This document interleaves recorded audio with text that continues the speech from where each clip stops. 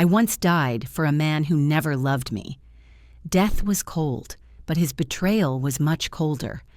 Now fate has given me a second chance, not to win him back, but to save myself. When Jacob walks through that door with her on his arm instead of tears, I'll pack my things. This time, my revenge won't be about dying. It will be about living well without him. The clock on my bedside table read 6:30 p.m. My heart beat faster as memories from the past popped into my mind. Life was filled with those images again. Today was the day, the hour when Jacob walked into our apartment with Maddie, his ex-girlfriend, and broke my heart in my past life. I begged him. I sobbed. I begged him to change his mind. And the next morning, I drove my car into Westwood Lake. The police ruled it an accident, but Jacob knew better. He'd been discreetly shaken at the funeral, playing the part of the grief-stricken guy. And 3 weeks later, he'd secretly moved into our apartment with Maddie. But this time would be different. I ran my hand over the familiar blue bedspread, feeling the fabric touch my fingers. Everything was just as it had been before. The frame with the picture of us in Cancun that I'd bought after spending all my savings. The stack of literary magazines I'd published in stood in the corner of my half-empty closet. I'd ceded so much space to his designer suits. The sound of the key in the lock made my breath hitch. I stood up, smoothed my skirt, and practiced my smile in the mirror. The door opened and I heard muffled whispers and a woman's soft laugh. "Why?" Jacob called out. "Are you home? We need to talk." I stepped into the living room with a calm I'd never dreamed of in my previous life. Jacob stood there in his perfectly tailored navy blue suit. Perfection, as always. Maddie stood next to him, wearing an expensive cream blouse and pearl earrings that cost probably more than my monthly paycheck. Her hand rested confidently on his arm. Jacob. His eyes widened slightly when he saw my calmness. "Emma, this is Maddie Chen. We went to college together. It's very nice to meet you," I said, extending my hand. "Jacob never mentioned you." Maddie squeezed my hand tightly and a look of confusion slid across her face. "This wasn't part of their script. I came to pick up some things," I continued, turning toward our bedroom. "Just in time, I was going to leave you a note." "What?" Jacob followed me, his footsteps getting faster and heavier. "What are you talking about?" I pulled my suitcase out from under the bed and began to fill it slowly. Clothes, books, my laptop, and some jewelry that once belonged to my grandmother. Nothing we'd bought together. Nothing that reminded me of him. "Emma." "Stop, what are you doing?" Jacob grabbed my arm, his fingers digging into my skin. I looked at his hand in a way that made him realize he had to let me go. "I'm packing my bags, Jacob. I've accepted an editor's offer at Horizon Publishing, the one in Riverside that you said was beneath me. Remember? You said I should stay with my father's company to help your career." I folded the sweater, trying to take my time and control my breathing. "No. You decided? I never said yes. You can't just walk away. We need to talk about this." Panic replaced the sympathy in his voice. He didn't expect to lose control of the situation. "How did you talk to me before? Bringing your ex-girlfriend into our house." I closed the suitcase. "I deserve better than to be your backup." Jacob stepped closer and said in a muffled voice so Maddie couldn't hear, "It's not you. You're being ridiculous. In fact, it's exactly me. The real me.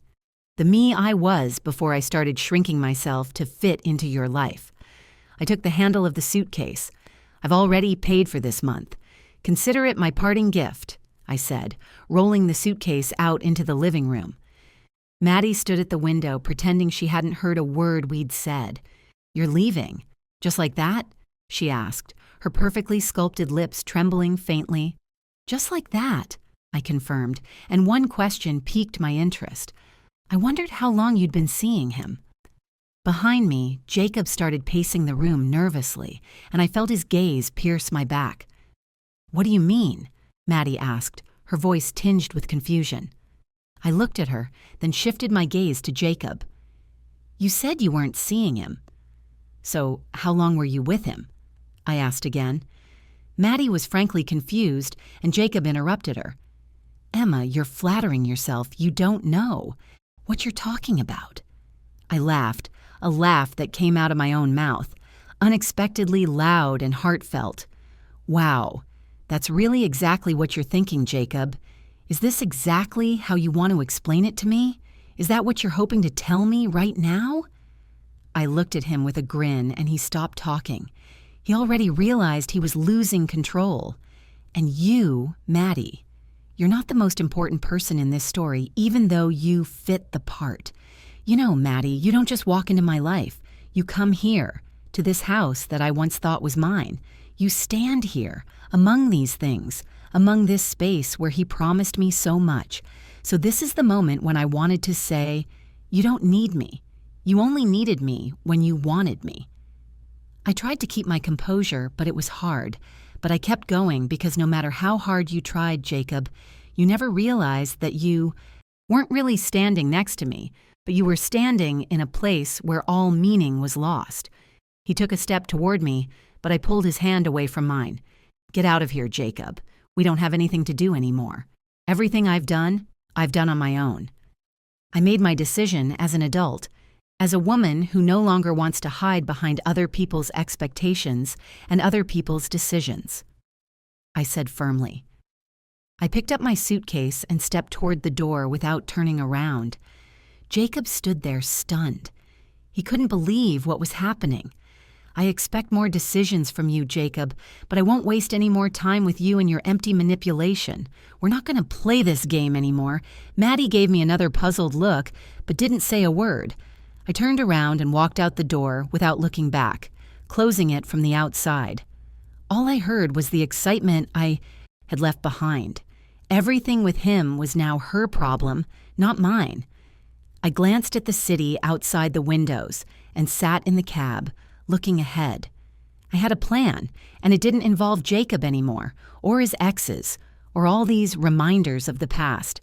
I was ready to move on, ready to build my new life without looking back at the one that had once been ruined by betrayal.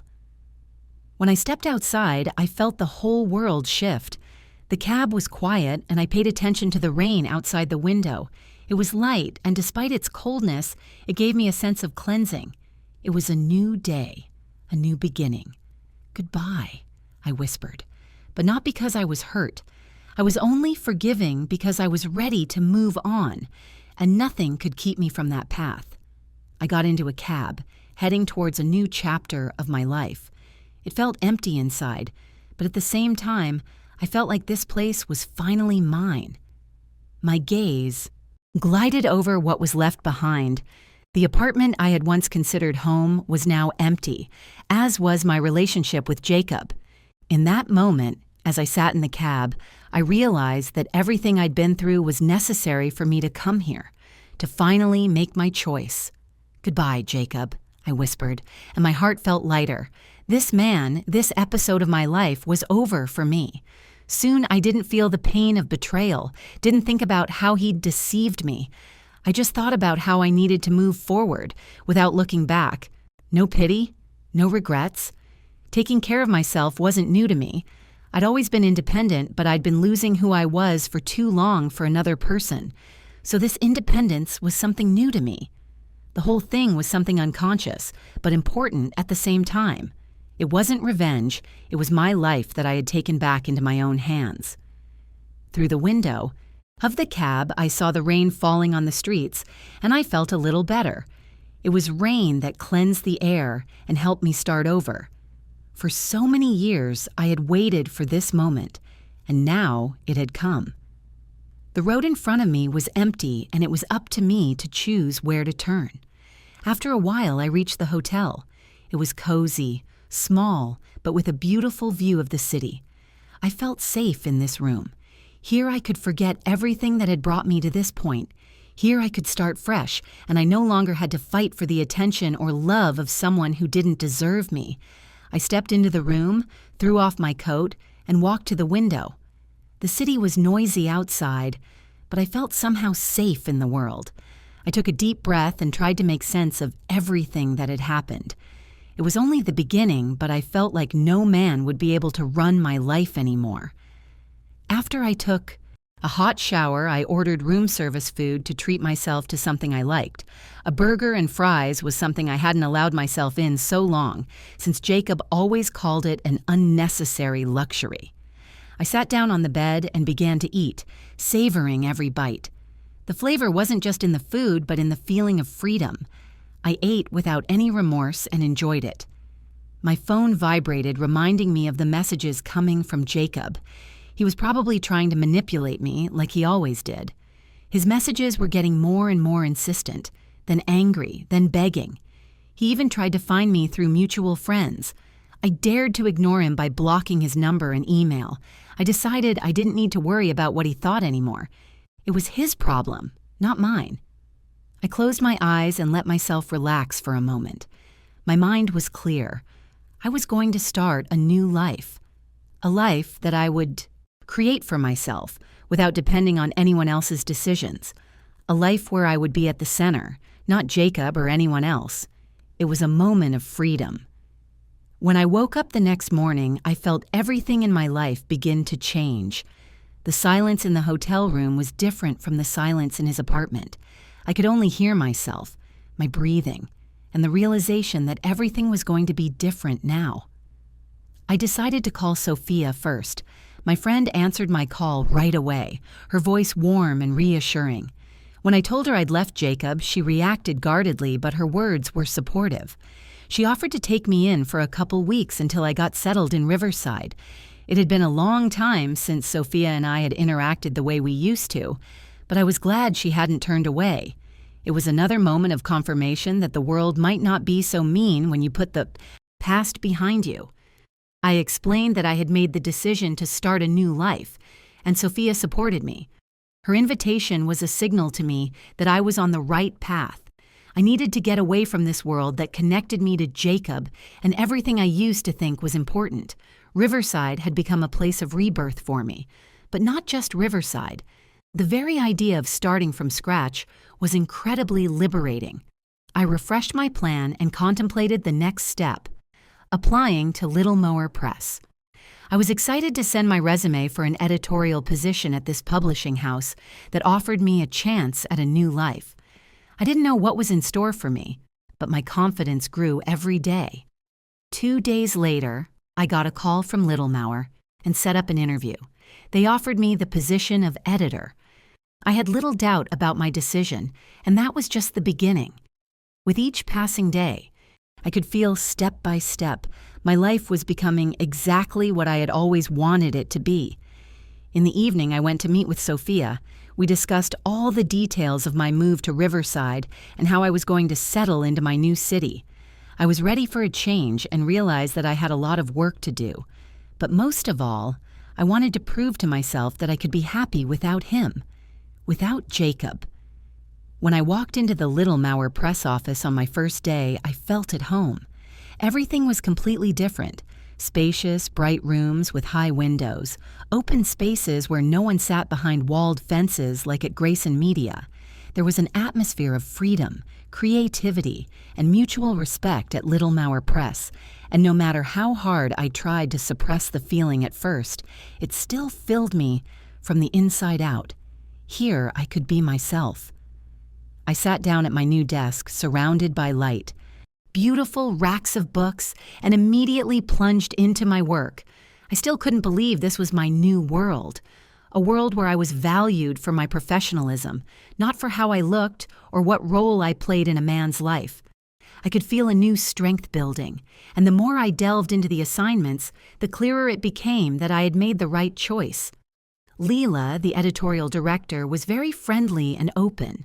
When I wrote my first manuscript notes, she complimented me on my in-depth analysis and out-of-the-box approach. It was so unusual. Instead of being fawned over, as I had been at Grayson Media, I felt respected for my work. People here saw me not just as a junior editor, but as a professional who was entitled to an opinion and who deserved a chance to prove herself. When I walked through the office for the first time, it felt like there were not just coworkers here, but a creative community of people who genuinely love their work. Talking about literature, discussing new books and authors, was a far cry from the way things were at Grayson Media. where we were forced to work on projects that had nothing to do with real art. I felt my confidence that I was on the right track only grew stronger with each new day. I began to feel the joy of working on books again, and that feeling was priceless. I didn't feel silenced by the system like I had before. Here I was, allowed to be myself, make decisions, and bring my own perspective. At this point, I realized I had a chance to start fresh. In my second week on the job, I was assigned my first project. It was a book I was very passionate about, my first real editorial experience at Little Mauer Press, where I could show off all my skills and knowledge. The inspiration and energy I felt was completely different. I was now able to work without looking back at Jacob, without trying to please anyone. After I finished the project, Leela took me out to lunch. She and I talked about books and life, and how important it is for us as editors to work on something we really love. It was a conversation I could never have with people at Grayson Media, where people often pretended to work with the arts, but were actually more concerned with making a profit. The next week, I got a call from Riverside and learned that I had accepted a position at Little Mauer Press. I was thrilled, but also felt excitement at the same time. In this company, I saw my new life, my new opportunity. I was going to have to start from scratch, and it was a chance I hadn't had in a long time. With each day, each new project, I felt more and more like the old chains that had once held me back in the past were disappearing. Not a few days.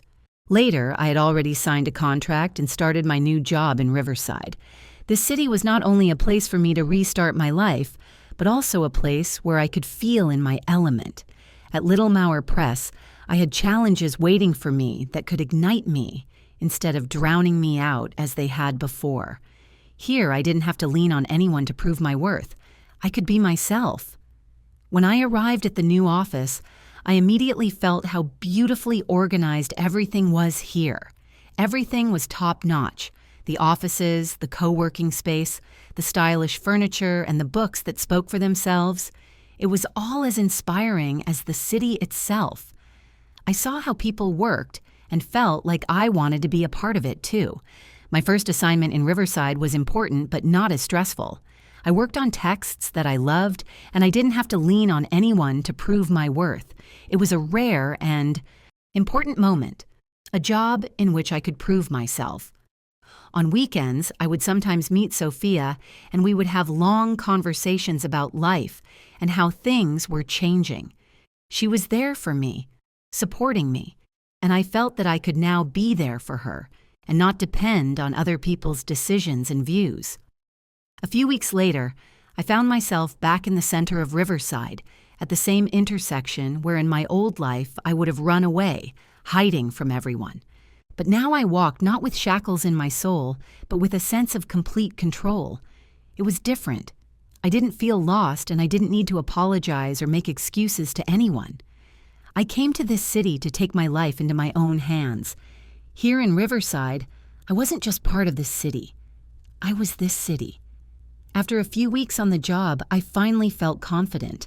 I approached every assignment with such eagerness as if it was my last. Opportunity. Not to prove my worth to others, no. I did it to prove to myself that I could do more than that. At Little Mauer Press, I was truly appreciated as a professional, and I was proud of that. On one of what I thought was an ordinary day, Leela invited me to a meeting. We were discussing upcoming projects when her phone rang. She listened for a moment, then hung up and looked at me with genuine seriousness.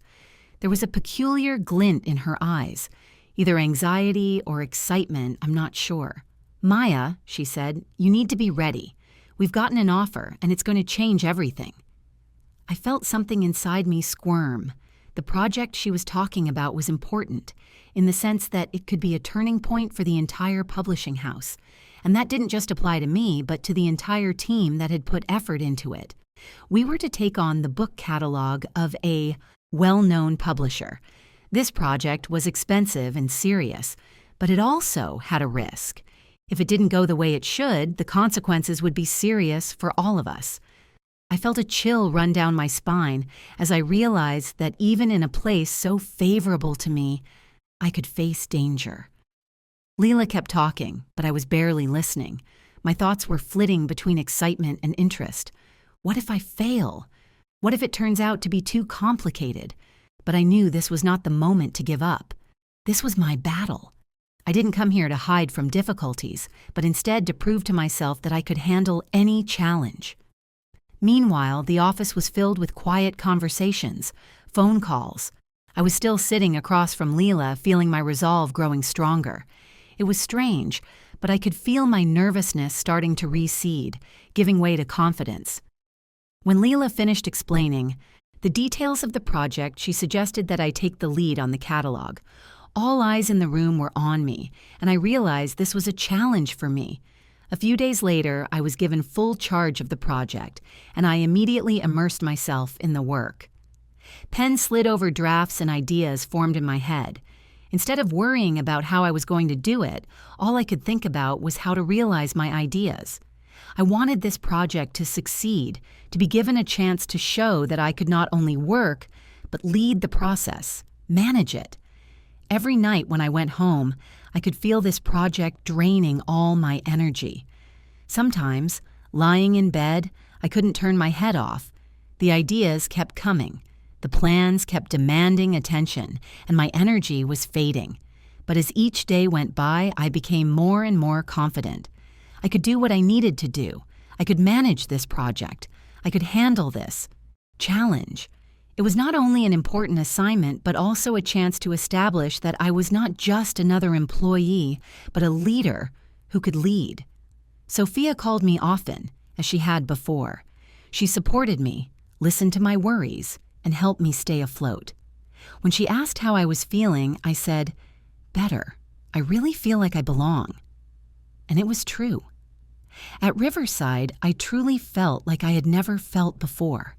This place had become a part of me, and I could no longer imagine going back to my old life. But not everything was as smooth as it seemed at first glance. Soon, rumors started flying around the office. I couldn't say exactly where they came from, but I could start to feel the tension in the air. There was talk that Grayson Media, despite all their problems, was starting to look after Little Mauer Press again.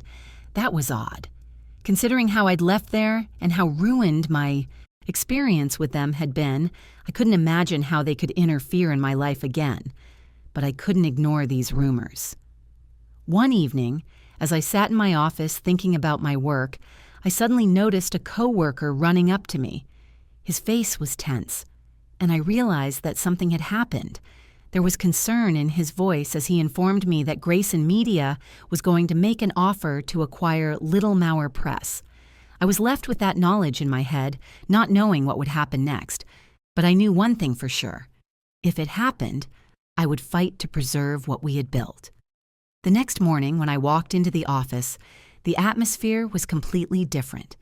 The easy spirit of free creativity that I had loved so much at Little Mauer Press was gone, leaving behind a strange tension. Colleagues were discussing rumors, whispering in corners, and the smell of impending change was in the air. I tried to ignore it, but was I ready for the new blows of fate? I don't know, but I knew I had to prepare myself. I couldn't afford to put myself in a situation where I would have to choose between dependence and independence again. My thoughts returned to Jacob for a moment. In fact, it was getting easier every day to let him go. I no longer felt pain when I thought about him. It was like a release from being manipulated, a release from always trying to please him. But it wasn't easy, and every day I realized how much I had to lose to gain that freedom. And I didn't yet know how hard it would be to see him again, but I was ready to face him if that was what it took. It wasn't long before I got a call from Leela. Her voice was calm, but I could hear the tension in her tone. We agreed to meet in an hour, and I knew right away that the conversation wasn't going to be easy. When I got to her office, the atmosphere was different. Leela was sitting at her desk, and her gaze was focused and serious. She wasn't trying to hide her concern. "Maya, you should be prepared for the fact that the situation may change in the coming days," she said, looking me straight in the eyes. I felt my heart twitch, and I turned pale. We've received an offer from Grayson Media to acquire our publishing house, and while it's not official yet, we need to be ready for it. I tried to keep my cool, but at that moment my thoughts were racing. How could this be? After what happened in the past, how could they come back to interfere in our lives again? And mine in particular. I took a deep breath, trying not to lose my composure. Leela continued, "It's still an unresolved issue, but we need to be prepared for any scenario. We can offer a confrontation, but if they buy us, it will be different.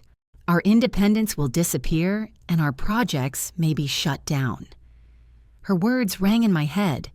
Independence. That's what I valued so much here at Little Mauer Press. That freedom and the ability to work on books without thinking about pleasing anyone. I couldn't afford to lose all that. "You know how I feel about Grayson Media," I said, trying to regain my resolve. "I can't be under their control again." Leela nodded silently, realizing that this time would be different. We couldn't afford to be just another part of their massive machine, and if it did happen, I would fight. I was getting stronger every day, and if Grayson Media decided to interfere in our lives again, I was ready to face them. I walked back to my office, feeling a wave of excitement and fear come over me. This wasn't just a threat to the company, it was a challenge to all of us, and for me personally, I couldn't be in a situation where I was becoming part of someone else's game again. I had to become part of this world, but not on someone else's terms. When I returned to the office, I noticed many of the employees had become tense. The air in the room was heavy, as if everyone was waiting for something about to happen, but no one knew what it was. It seemed to me that even the walls of the company sensed the change, preparing for the inevitable clash. I continued working, undistracted by the rumors and conversations, but in the back of my mind, I was still worried about what was going to happen next. Leela and I decided to keep the situation under control. We started preparing responses to possible offers from Grayson Media, and I was feeling more and more how this stress was affecting me. I had never been overly nervous, but now it was impossible to avoid. I couldn't just sit around and wait for things to be resolved. In the evening of that day, I went to a meeting with Sophia. She noticed that I looked worried and immediately asked me what was wrong. I told her everything I knew. "You can always count on me," she said as she hugged me. This was important. Everything I'd been going through didn't seem so scary now. I had people I could lean on. We would fight together for what we had. Together. But deep down, I knew I couldn't just wait. I had to act. And if Grayson Media were to strike, I would be ready for it. I wouldn't let them take away everything I'd built again. I wouldn't let them destroy everything I'd started.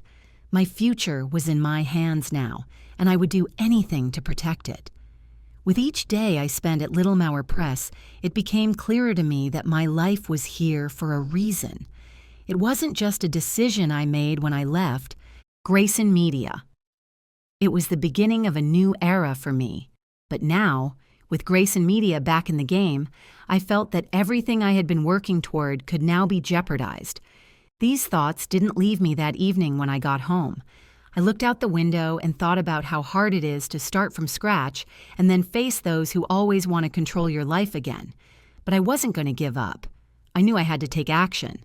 The calls from Leela became more and more frequent.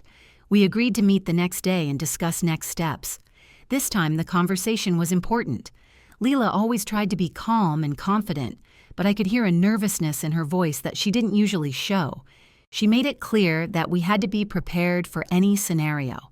My job at Little Mauer Press already involved important projects, and every day I spent there was proof to me that I had made the right decision. But when Grayson Media came back on the horizon, I realized I needed to be more than just a good editor. I had to be a leader, protect what I cared about, and not let them ruin everything I had been working toward for so long. I arrived at the office the next day with a clear intention. I couldn't allow myself to lose control, even if the world around me was starting to crumble. I knew there had to be something I could do to protect the company and myself. My coworkers were fearful, many of them genuinely worried about their future, and I understood them. But we couldn't just sit back and wait to be swallowed up by grace and media. We had to act. When I walked into the conference room where we usually met with Leela, she was sitting at her desk looking at papers. But her gaze was intense, and I realized the situation was already out of control. We had to do something before it was too late. "Maya," she said to me, "you have to be prepared for what happens if Grace and Media offers terms we can't reject." I felt everything in my chest tighten. We knew that this offer could change everything, but I couldn't and didn't want to think about what would happen if they did gain control. "What can we do?" I asked, trying to stay calm. Leela sighed and leaned back in her chair a little. "We can offer a counteroffer, but if it's not compelling enough, we'll have to accept the terms." I felt the nervousness overwhelm me again. Everything I'd built, everything I'd fought so hard for could disappear, but I wasn't ready to give up. We could find a way out if we worked together. If we could prove that we were stronger than they thought, it would give us a chance. I wasn't going to leave without giving them a chance. When I got home, I knew I had to act. I couldn't sit back and expect Grace and Media to just take us over and swallow us up. I was going to protect what I was building and find a way to fight back. I began to think about the possible steps I could take. I wasn't going to give up, but I needed to find a solution that would actually work, and it was out there somewhere. I just needed to see it. That night, I couldn't sleep.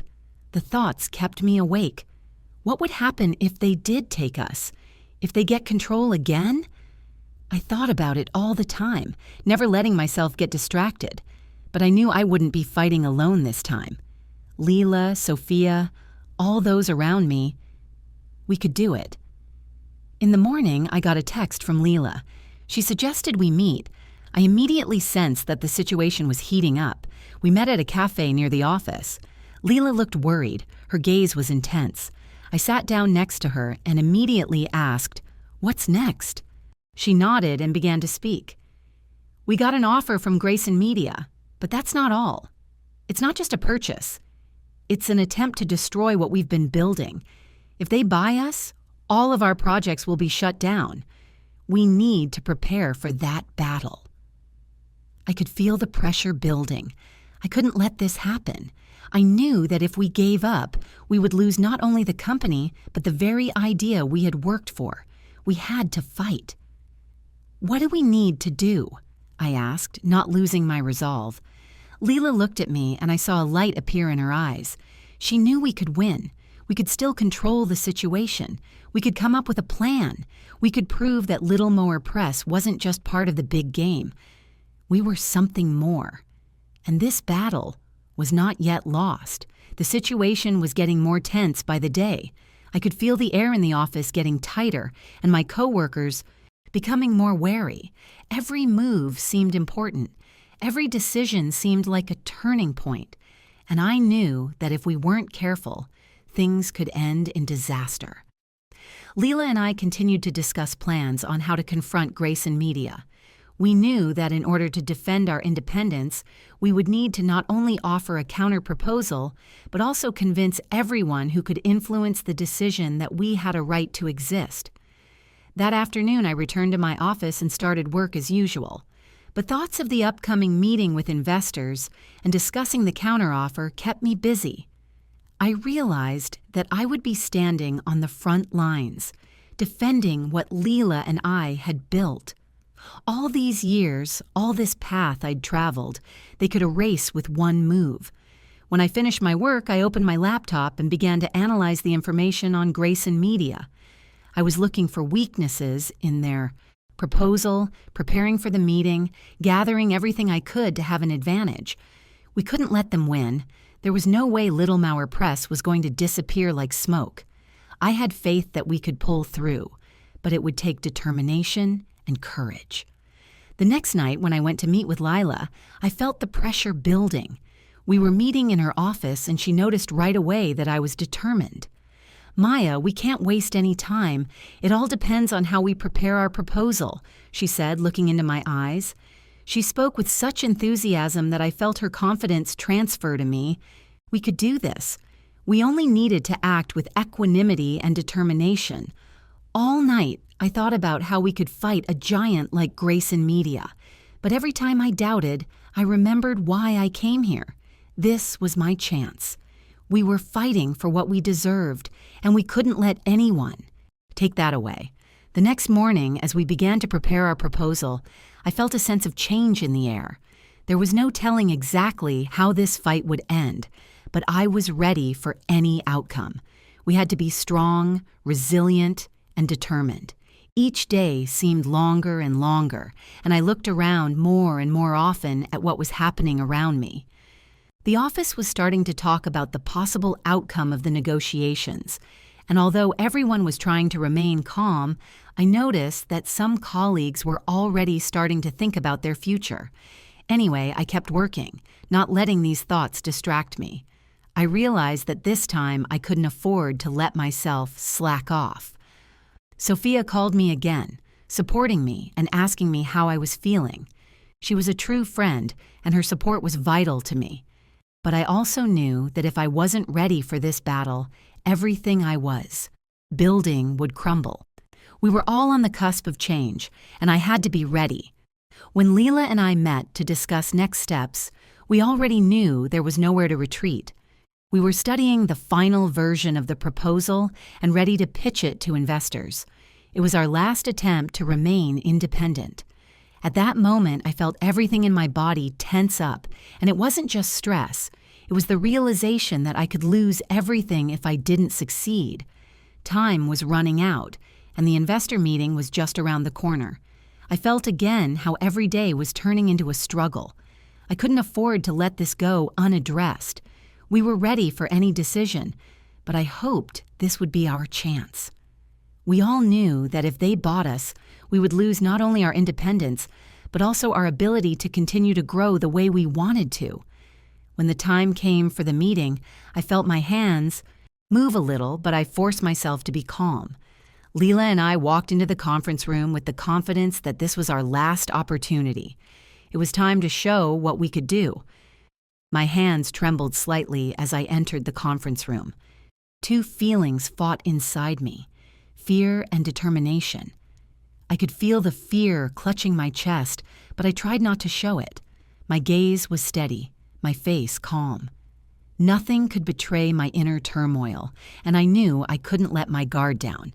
This was our last battle, our chance to survive. Leela and I stood side by side, and I could feel our energies intertwining as we walked in. We were ready to fight for what we had created. This was the moment of truth. It had the potential to be decisive, and I felt it in every cell of my body. As soon as we sat down at the table, I noticed all eyes focused on us. The gaze of everyone present was fixed on our faces, waiting to see what we would say. I took a deep breath to gather my strength. I could feel even the air in the room becoming dense, as if everyone knew that this moment would change a lot of things. Leela began to speak first. Her voice was firm and confident, but it still had that slight tension that betrayed the importance of this event. She talked about our offer, about how we approach the process, taking into account all the risks, all the options. We didn't just want to sell the company. We wanted to preserve our identity, our independence. We knew that if Grayson Media got control, everything would change. I watched the investors' reactions closely, and it was like a game where every word mattered. When Leela paused, I felt it was my turn. I stood up and looked at everyone present, but instead of starting to speak, I held my gaze on the table. Everything was boiling inside of me, but I was ready. I had to show them that we weren't just offering a deal, we were offering a future that was worth supporting. We won't just be part of someone else's plan, I began firmly, feeling my words begin to take shape. We're offering you the opportunity to be part of something bigger. We're not just offering you a commercial project, but independence, fortitude, and dedication. I emphasized every word because I knew our future lives depended on it. We were not just another company to be absorbed. We are the force behind every project, every book, every word. When I finished, I felt the silence in the room hang for a moment.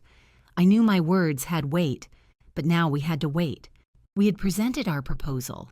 Now everything depended on the decision these people would make. It felt like there was more at stake than just a deal, but our ability to exist and thrive in this world. I felt the energy in my body begin to boil, as if I had just taken the most important step of my life. But behind this decision was another struggle, a struggle for myself. I realized a long time ago that everything I was doing, I wasn't just doing it for the company. I was doing it for me, for my future. I was no longer the girl who depended on someone else. I was me. And if we lost this battle, I was ready to start over. But I knew one thing. I wasn't going to back down. The time dragged on endlessly. After we presented our proposal, there was silence in the room. I sat there feeling my heart beating faster with each passing second. Leela and I exchanged a glance, but I didn't see any doubt in her eyes. We had done everything we could. Now all we had to do was wait. The investors were discussing our terms. Their eyes were focused on the documents, and I couldn't help but notice, some of them glancing at us from time to time. I tried not to think about it, but the feeling of uncertainty grew stronger every moment. My mind was spinning with thoughts of, what if we can't convince them? What if it was all for nothing? But I couldn't let those thoughts take over me. We had put all of our energy, our determination, into this proposal. We couldn't go back. The first questions that started coming in from investors were cautious. They were trying to understand how realistic our plans were, how possible it was to remain independent without compromising. I answered each question with confidence, but internally I could feel the tension growing. They were looking for weaknesses, looking for clues to make us look weak. But I couldn't let them see the slightest crack in our resolve. When the moment finally came, when the investors called a break, I was relieved. They began, discussing our terms behind closed doors. Leela and I exchanged a brief glance, and I felt the nervousness in my body ease a little. We'd done everything we could. It was up to them now.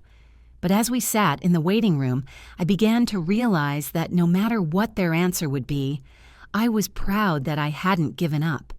Leela and I had fought for our company and our future. This was so much more important than just a deal.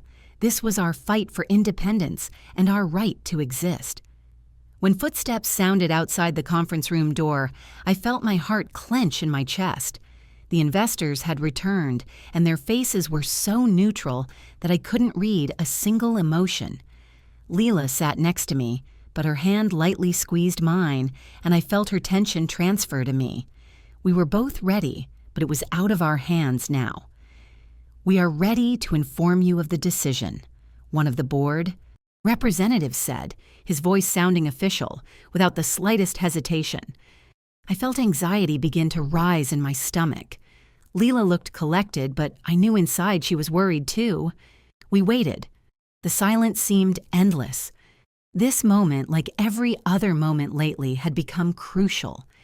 Everything depended on them, on their decision. "After careful consideration of your proposal, we have made a decision," he continued, and I felt the air in the room grow dense.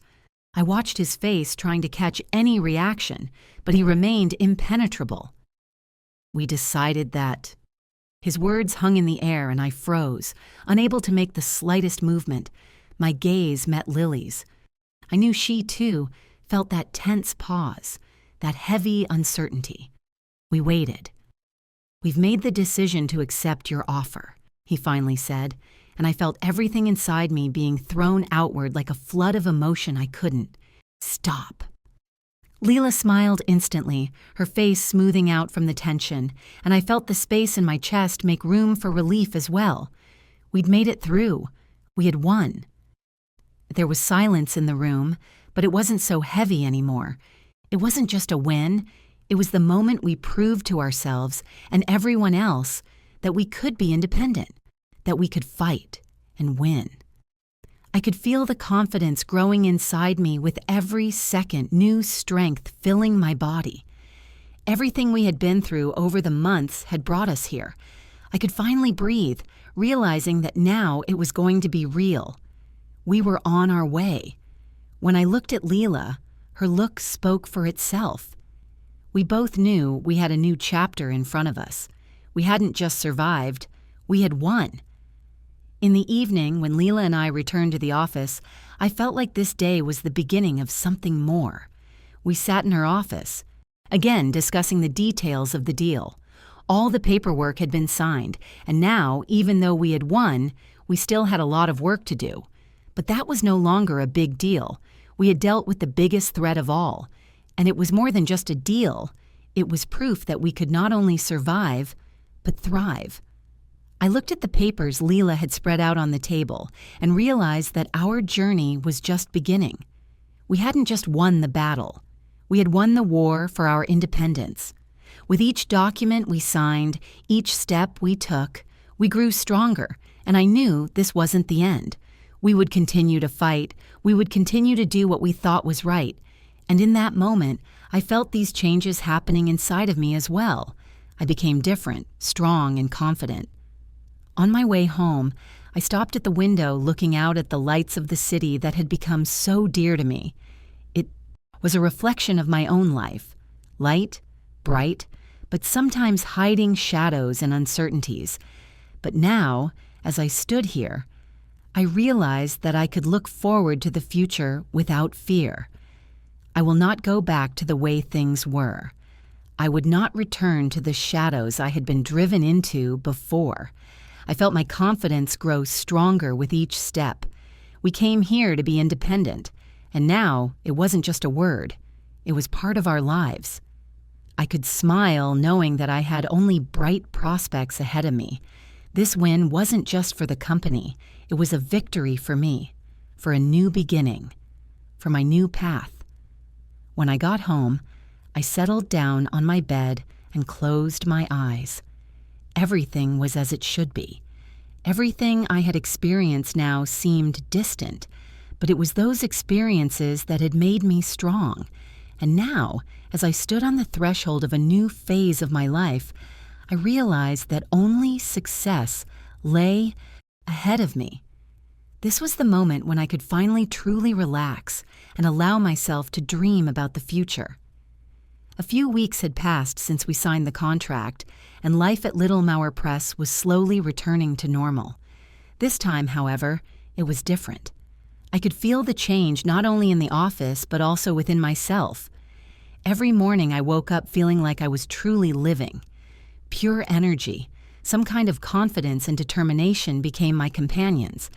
And even though there was still a ton of work to do, we still had a lot of work to do, but I no longer felt afraid.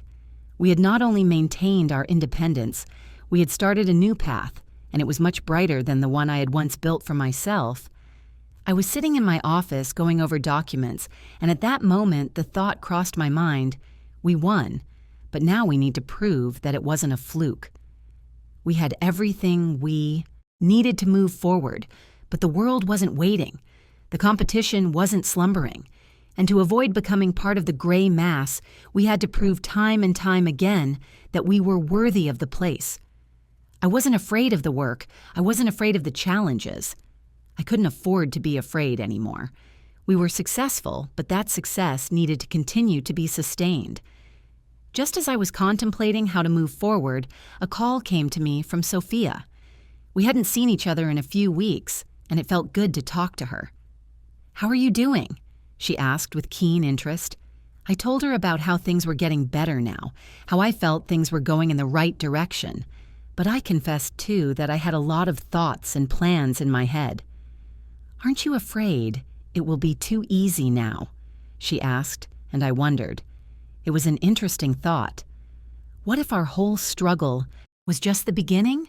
What if our victory was just the first step on a journey that was just beginning? I couldn't deny that there are moments of peace in life one way or another, that before great change. But this peace was not a relaxing one for me. I knew there was more work ahead, and even though my confidence had grown, I wasn't going to stop. This was the moment I realized that my victory wasn't about defeating one enemy. My real victory was the ability to move forward despite any obstacles that might come in the way. "Are you ready for the next step?" Sophia asked, and I felt her words drive me into contemplation.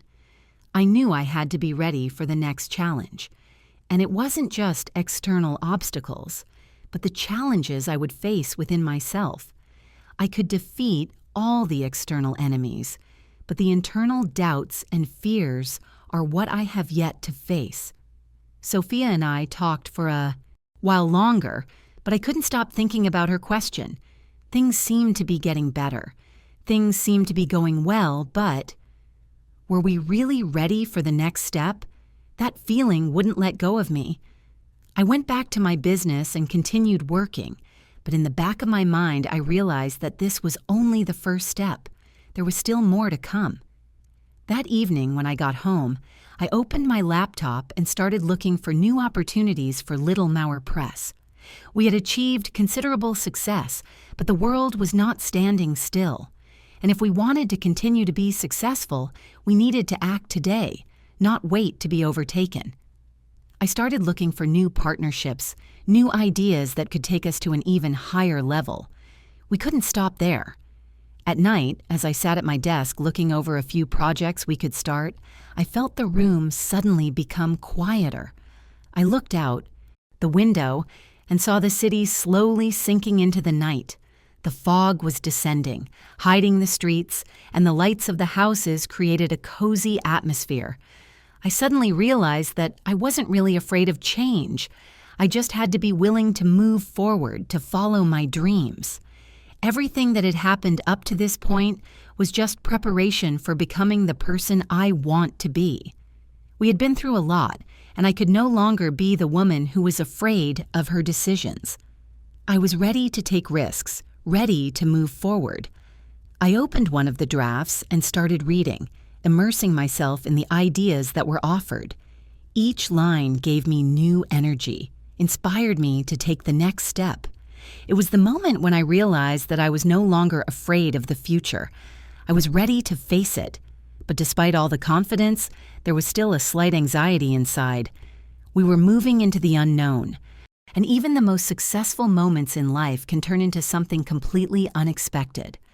I knew that the future would bring new challenges and that I had to be prepared. But now I was ready to face whatever came with the peace of mind and confidence I had gained over the past few months, and I couldn't afford to look back any longer.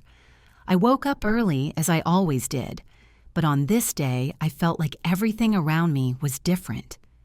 My gaze slid around the room where there was a peaceful silence, and I realized how much effort I had to put in to achieve that silence. When I first started my journey, I couldn't have imagined that I would be standing here, in this office, with so many opportunities in front of me. Still, I knew it was too soon to relax. The first few months at Little Mauer Press went by quickly, filled with intense work, decisions, and projects. We were successful, but internally, I felt that this was only the first stage. There was still uncertainty. What would happen next? I looked out the window. The city I had fallen so in love with looked truly alive, filled with light and movement, but I knew that my own steps had to be just as deliberate. If I wanted to move forward, I had to be willing to make new changes. In that moment, I remembered a conversation I had with Leela a few days ago. We were talking about our future plans, how to stay on track. Leela was calm, confident that we had many more exciting projects ahead of us, but her calmness couldn't overshadow what I felt in my body. I knew that now, more than ever, I needed to keep my cool. We could be at a crossroads again, and it was important for me not to lose that confidence. When I walked into the office, it was the same as always. The hustle and bustle, the phone calls, the conversations about projects, but now I was beginning to realize how I needed to proceed. Leela greeted me with a smile, and I noticed that her mood was consistently positive despite everything that was going on. She was the kind of person who always led the way, and I knew it was important for me to learn this calmness, this confidence that was independent of external factors. We both continued to work with the same zeal, but this time I felt that internally I was much stronger. Our projects became more and more ambitious, and I felt like with each new step we were becoming part of something bigger. Each day I thought less and less about the past, about what was, and focused more and more on what I could create today. Little Mauer Press was growing, and I was part of that growth. It was important to me to get it right, and despite all the outward confidence, inside I couldn't help but worry about the new phase ahead. We are ready, but who can know exactly what this phase will bring? Sophia called me that evening. We chatted about life and how things are changing. She asked what was new, and I told her about our plans for the future. "Have you already accepted everything that's going to happen next?" she asked, and I wondered. The answer wasn't as obvious as it had been before. Yes, I was ready for what was coming, but I knew that with each new step, there would be something that would surprise me. "Yes, ready," I said, but there was still a slight anxiety in my heart. This anxiety wasn't bad, but rather motivating. It was a sign that I was ready for a new challenge. That night, I couldn't sleep. My brain kept working. Thoughts slid one after another, and I couldn't settle down. We'd been through so much, and now I could feel how much more there was to do. Every thought of what could happen when Little Mauer Press went to the next level made me anxious, but at the same time I felt that this was the moment to move forward. As I considered the situation, I realized that I needed to take a few steps to strengthen my position. My work didn't end here, and I was ready for a new phase. But before I started moving forward, I needed to consider many factors. What we could improve, what aspects of our work needed to be tightened up, where we could take steps that would lead to greater success. I sat in the office until late into the evening working on strategies and new projects. In those moments, I felt like work became something more than just tasks that needed to be accomplished. It was like creating something of my own that would live and grow. I looked at the plans, the outlook, and the thoughts of the future became clearer and clearer. We needed to figure out where we could offer something unique that would set us apart from others. We could be the one to set new standards. I felt we were capable of doing that, and I was willing to put everything I had into making it happen. When I got home, tired from thinking and working, I decided to pause and let myself just be. I picked a book off the shelf and opened it. Page after page consumed me, and I realized how important it is to just disconnect from all the worries sometimes.